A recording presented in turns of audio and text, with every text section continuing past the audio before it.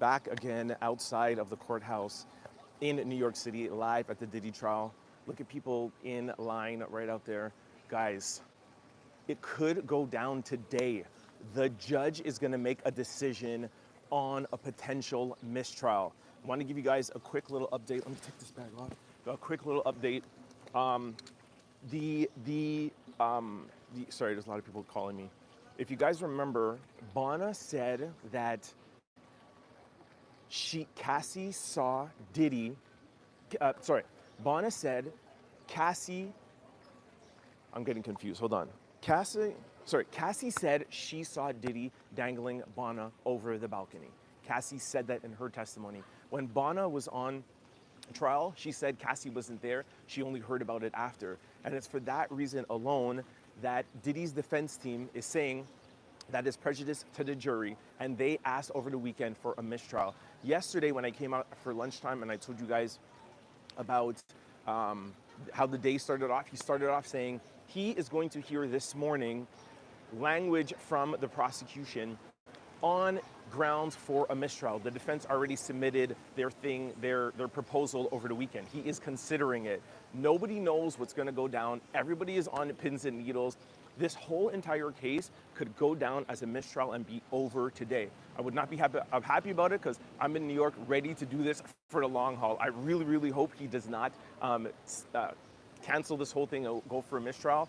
I told you guys already that we have heard word that if there is ever even a potential mistrial, it doesn't matter. The prosecution has no problem to retry the case. And a lot of times, defense attorneys love going through mistrials because most of the time, they will not try to come back and try the case again. In this case with Diddy, they spent so much money already.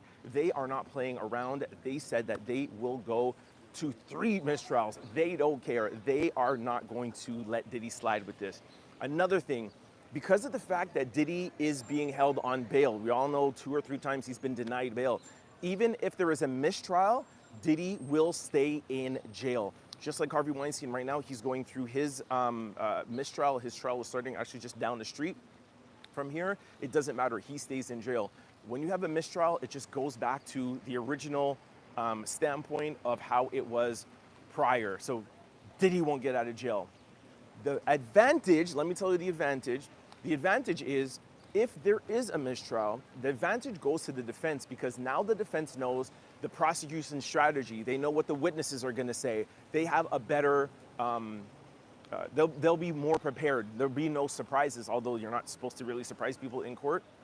Knowing what each witness is going to testify is a huge advantage for the defense. Of course, that's why they're going to try to do it. Even if Diddy thinks that he has to sit down in jail a little bit longer, knowing that he can start a fresh new trial with a fresh jury, he will be super happy. So we're waiting on that right now. We are going to go in court, I think in around 10 or 15 minutes. If there is a mistrial, what we will do is I will come out and let you guys know right away. If there is not, I'm just gonna wait to give you guys an update when lunch starts. And yeah, that's basically about it. That's how the day is starting off. I'm telling you, like, it's super, super tense. Normally people are like having fun, chilling or whatever. Like everybody is on pins and needles thinking that this thing might be over. If obviously it does continue, the other things that's gonna happen throughout the day is the prosecution has rested with Jane, and now it's the defense time to do cross-examination. We feel like, or for what they're saying, is that the cross-examination will at least take another maybe 2 or 3 days, so we might even see Jane all the way to the rest of the week.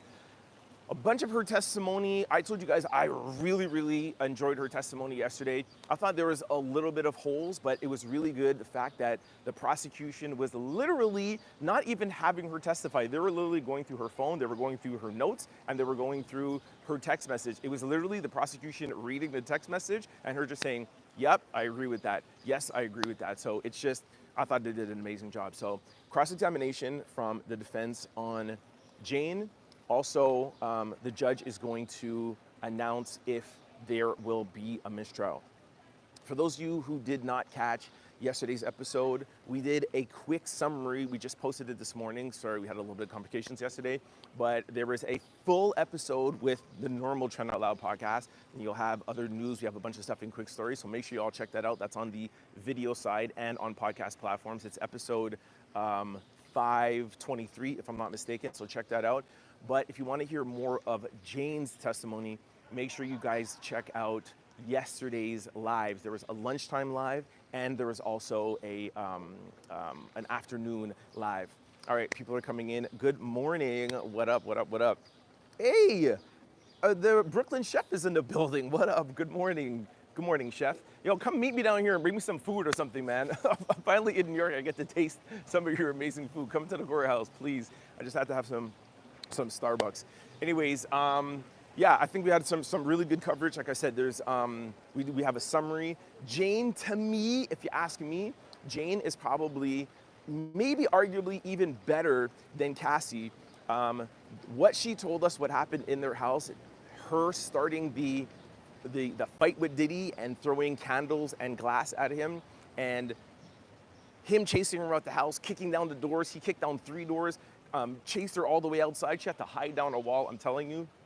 Make sure you guys check out yesterday's lives. It's amazing.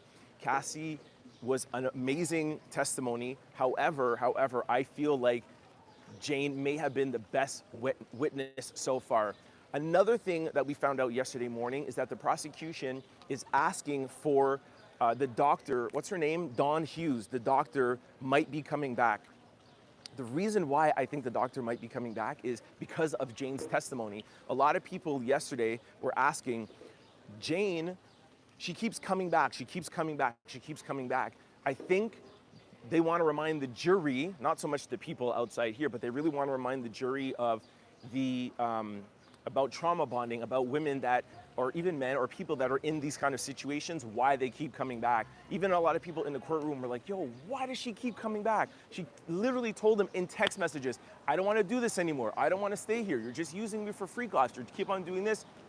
They get into an argument. He threatens her, coerces her with money, threatens to put out her tapes, threatens to give her tapes to her baby daddy. And what does she do? They stop talking for a couple of weeks and they come back. So I feel like a lot of people are forgetting the testimony from Dawn Hughes, who is the psychologist that's going to explain to everybody. That's how you know her testimony is so important that they're thinking of bringing Dawn back. Now, I'm not too sure if the defense is going to try to stop that, but the judge apparently has to answer that if she can come back. So Jane is, to me, the character witness. We still don't know anything about Gina, which is victim 3. So after Jane gets through her cross-examination, we don't know who's coming up. We have heard the prosecution say that they're going to cut a week short, and they're cutting a few witnesses off of their list. I talked to you guys about that. We still are not too sure if maybe those witnesses are like Gina, that they can't find them anymore. Who knows? Or it could also be that they feel their case is set. They feel like, and we've been saying that a bunch of times, like how many times are we going to keep saying and hearing the same thing over and over and over and over and over again? So instead of being so repetitive and keep on going over and over again, maybe the strategy is like, you know what? Let's not be redundant and let's not keep on talking. Let's cut some of these, you know, the extra fat off, if you would say, and not have more witnesses. So I say all of that to say, long-winded, so you know I get chatty a little sometimes, but I say all of that to say is maybe after Jane, the prosecution rests their case and we finally get to hear from the defense. I told you guys that's one of the main reasons why I'm actually now in the courthouse, inside the courtroom, bringing you guys live updates. I cannot wait to see what Diddy's defense team is going to give us. We had pretty much 80% of what the prosecution was going to tell us, because all of the civil cases, right? Cassie, Don Richards. I knew, and basically everybody knew, what the prosecution's case was going to be.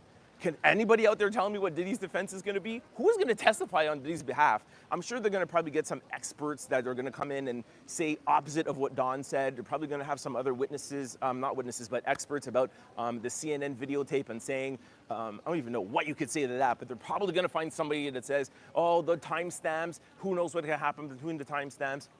Yes, maybe the editing or whatever. But other than the experts, like the psychologists and the tapes, who else is going to testify to humanize Diddy? Who is going to testify and say for the defense, for them to make a case why RICO is not relevant here, why the jury should have at least a reasonable doubt? Who's going to come and testify for Diddy to say that there's no SEX trafficking, force, fraud, or coercion? I don't think they're going to try to do the lesser charge, the women selling themselves, SEX trafficking.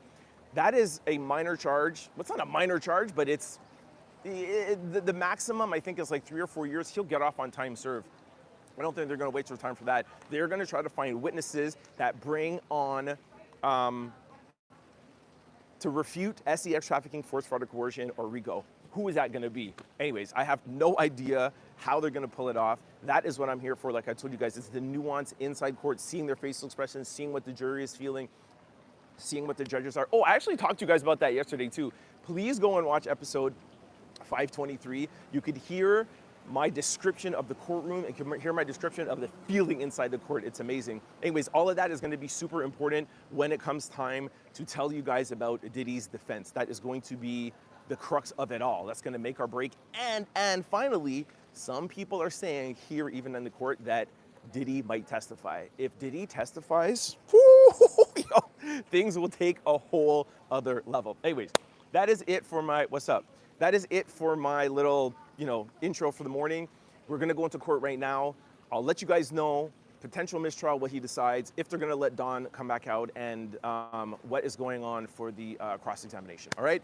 Stay tuned, try to be back out around 12 or 1. If you see me earlier, that means that there is a mistrial. We'll come out and talk to you guys about it. We will see, pins and needles. Stay tuned, check out Trent Out Loud, check out yesterday's episode and yesterday's lives, all right? Love y'all, and sorry that I didn't get some comments. Yeah, I saw everybody.